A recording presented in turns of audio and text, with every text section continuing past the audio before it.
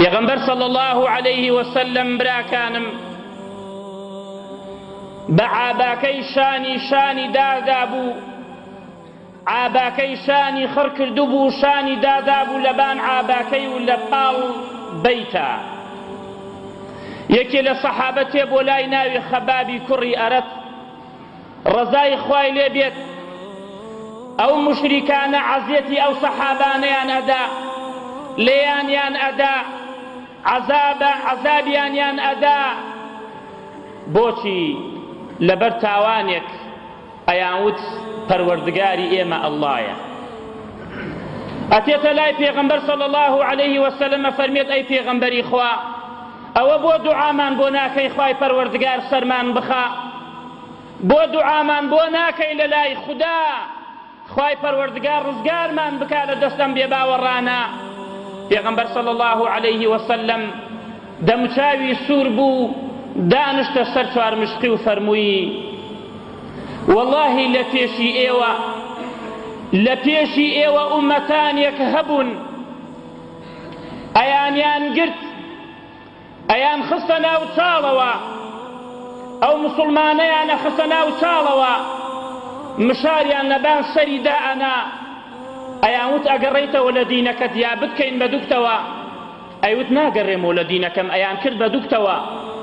چەنەها کەسیان ئەهاورد بە شانەی ئاسن گۆشت و یەسخانەکانیان جا ئەکرانەوە، تەنازولیان نەئەکرد لە دینەکەیان.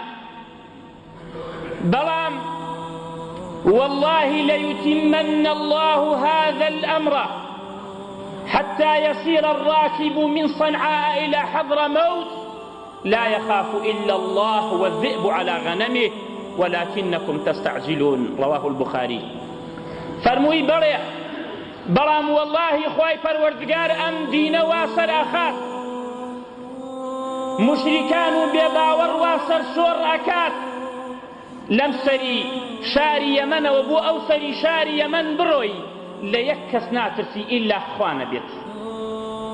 ئێستا کەسی عەزابتاندا وەمەگەر لە گورگش بترسی کاتێ بدا لە مەڕەکەت، بەڵام ئێوە عەزەلە ئەکەن.